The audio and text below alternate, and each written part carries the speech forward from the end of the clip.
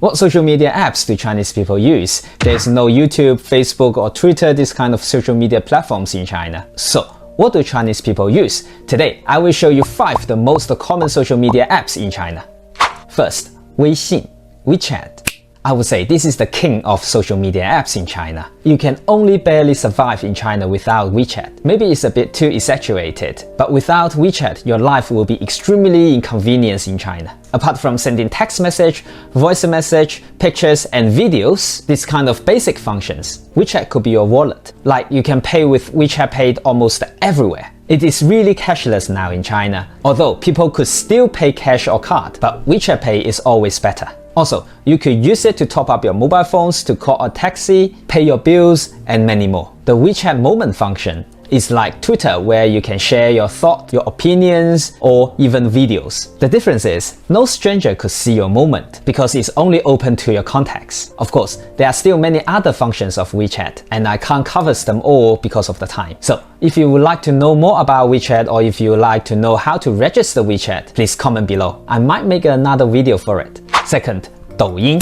Isn't this logo looks familiar? Yes, it looks like TikTok. So, Douyin is Chinese TikTok. Well, maybe we could say TikTok is the international version of Douyin will be more accurate, although they belong to the same company. There are still some differences. You can find some trendy stuff both on Douyin or TikTok, but Douyin will show you more small channels, because Douyin is similarly supporting small creators rather than big channels. And even though you subscribed to someone, you may not see it when you just flip on your screens. Also, Douyin is gradually become another e-commerce platform. It will not allow you to drive traffic out of Douyin. Therefore, you can't put your contact details and the links on Douyin, while there is no limitation on TikTok. Some organizations or even some Chinese government departments has Douyin account. So now, Douyin is the biggest short video platforms in China.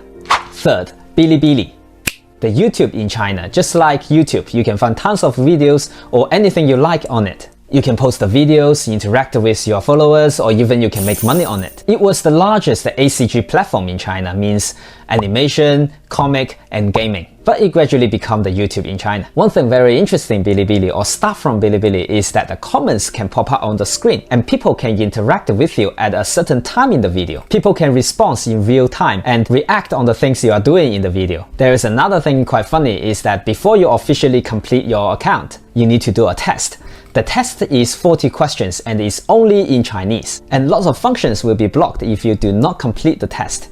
Fourth, Weibo. Lots of people said Weibo is the Chinese Twitter. It's pretty accurate. On Weibo, you can talk about your thought, your opinion, or what you have done recently. And then also, it's a great place to connect with influencers, celebrities, or big brands. Weibo literally means microblog, which also makes a lot of sense. Because again, people are sharing their opinions, and it's like a mini blog. It's also a great place for marketing and advertisements, because you can really connect and interact with your audience, or use influencers or celebrities on Weibo to promote a product. It's also a good tool for you to learn Mandarin Chinese, so you can practice your reading skills while also finding out Chinese celebrities, influencers, and trending stuff.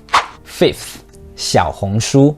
Literally, it means the red book. Originally, Xiaohongshu was a Chinese social media apps where girls can share and evaluate their skincare and cosmetic products. And over the time, it covers all different categories, and users are no longer limited to girls, but men, women, celebrities, common people are all using it. Now, Xiaohongshu is the biggest social media platform in China that people share their lifestyles and review products. And because of that, Xiaohongshu also integrated e-commerce function that allows you to buy stuff from it. Of course, there are many other Chinese social media apps and they are all popular. But I would like to say these 5 are the most popular. So if you like this video, please click the like button and subscribe to the channel. And if you would like to know more about learning Chinese, please click this video. I will see you in next video.